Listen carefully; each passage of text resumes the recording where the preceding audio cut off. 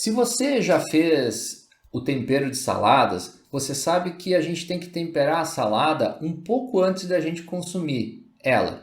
Porque se a gente demorar muito tempo para consumir a salada, ela deixa de ficar desse jeito aqui que você está vendo, que é quando ela está recém-temperada, e ela fica murcha, sem gosto. Salada já não é bom, né? Desse jeito aí fica pior. Então, a pergunta que eu quero lançar é: por que as saladas murcham após um certo tempo em contato com o sal, que é um dos temperos que a gente usa? Por que será que isso acontece? Outra coisa interessante que eu queria discutir com vocês é isso aqui, ó. Imagina que você está numa ilha deserta e aí você tem um monte de água ao redor, só que não dá para tomar essa água, porque é uma água salgada. Então, por que será que se tomarmos a água do mar, a gente desidrata? Afinal de contas, a gente está tomando água. Por que tomar água salgada causa uma maior desidratação do que não tomar? Para responder essas perguntas, a gente precisa entender o fenômeno da osmose.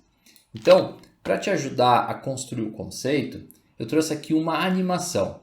Ela mostra um tubo em forma de U que separa dois líquidos. Nessa parte aqui a gente tem solvente puro, por exemplo, água, e aqui a gente tem uma solução que seria, por exemplo, água com sal, uma solução de um soluto não volátil.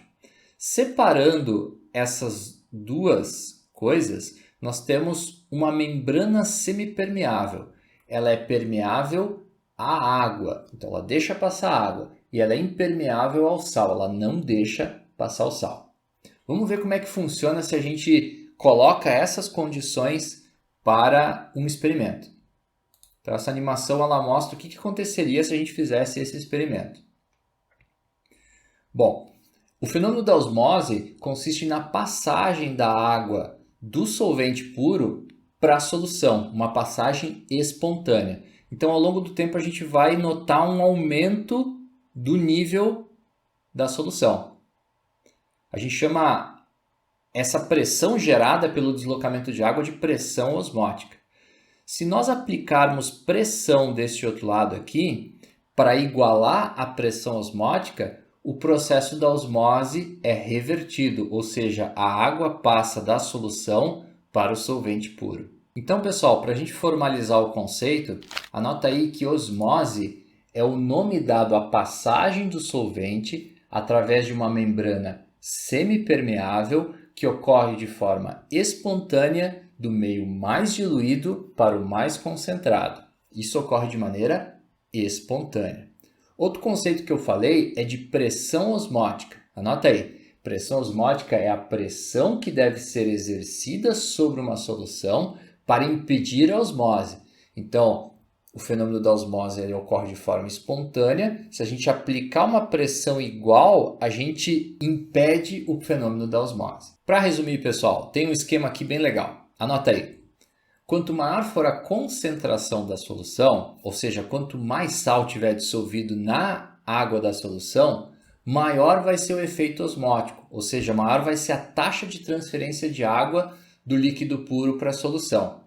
E maior vai ser a pressão osmótica, ou seja, maior vai ser a pressão que a gente vai ter que aplicar para cessar o fenômeno da osmose.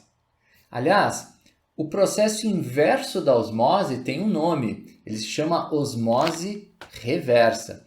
E é esse vídeo aqui que eu vou te mostrar, ele traz uma aplicação da osmose reversa que é fantástica. Vamos assistir juntos. Esse vídeo eu peguei de uma estação de tratamento de água lá da Austrália. Eles usam osmose reversa. Aqui está mostrando as instalações do processo de osmose reversa. Em cada um desses tubos ocorre este fenômeno. E essa animação ela mostra como é que é a dinâmica do processo. Então aqui ele está explicando de maneira geral o fenômeno da osmose. Então a gente estudou antes, a gente tem uma membrana que vai separar o líquido puro, que seria a água, de uma solução de água com sal. O fenômeno da osmose consiste na passagem do solvente puro para a solução. Esse é o fenômeno da osmose. Porém, se a gente aplicar pressão desse lado aqui, a gente consegue reverter o fenômeno da osmose, que é o que ele vai mostrar agora. Ó, no processo da osmose reversa, a gente aplica pressão lá do lado da solução e a gente reverte o processo. No que isso pode ser útil? Vamos pensar, se a gente pegar água com sal, aplicar pressão, a gente tem água pura do outro lado. Poxa, isso pode ser utilizado para obter água potável. E exatamente é isso que se usa a osmose reversa. Se usa o processo para obter água potável a partir de água com sal. Onde que tem muita água com sal? Vamos pensar.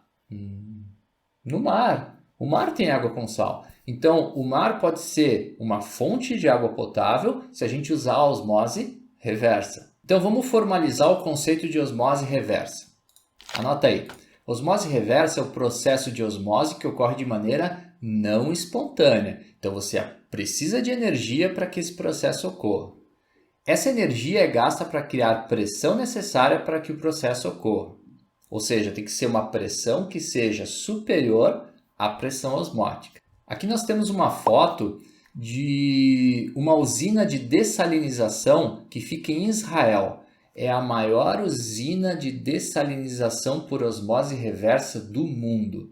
Cerca de 127 milhões de metros cúbicos de água por ano são tratados nessa usina. Isso corresponde a 1/6 da água consumida nesse país. Sabe onde também ocorre a osmose? No nosso corpo, mais especificamente nas nossas células. Então, para a gente terminar essa aula, vamos falar um pouquinho do fenômeno da osmose nas células. Aqui nós temos um recipiente, que vai representar o ambiente externo às células.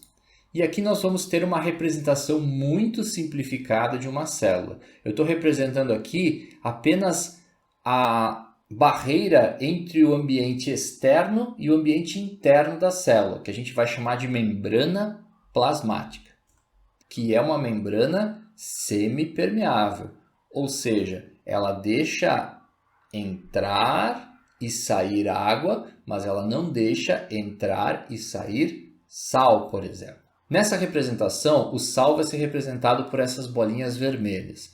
Então, existe sal no meio extracelular, o famoso fora da célula, e o meio intracelular, dentro da célula. Perceba que o número de bolinhas dentro da célula, que é 5, é igual ao número de bolinhas fora da célula, que também é 5. Então, aqui a gente tem uma situação de meio isotônico, ou seja, é um meio onde há igualdade na concentração. Quando há essa igualdade, a água entra na célula e a água sai da célula com a mesma taxa. Então, nós temos o fenômeno da osmose, porém ele ocorre com a mesma taxa de entrada e de saída. Na segunda situação que eu quero propor, a gente vai ter a célula numa situação um pouco diferente.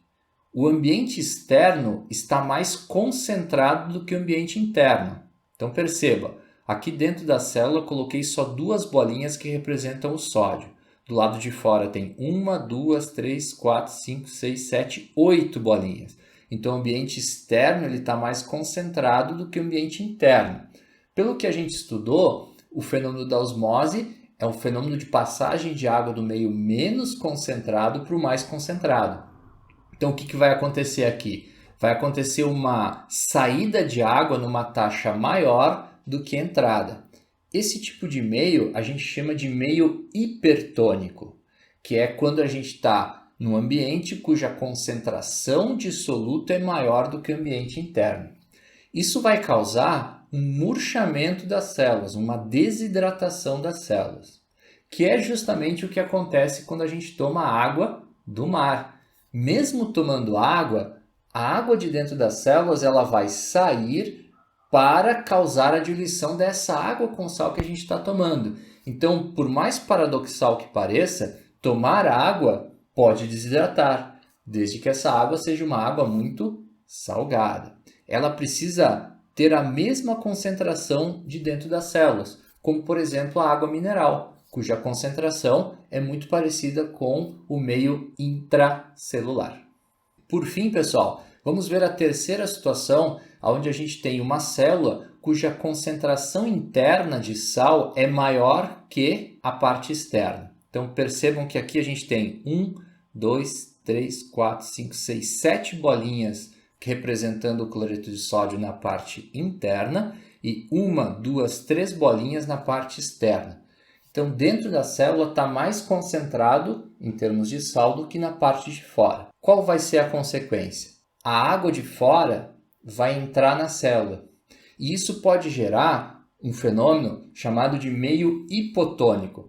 E as células elas vão inchar e elas podem receber tanta água que elas podem literalmente se romper. E isso vai causar a destruição dessas células.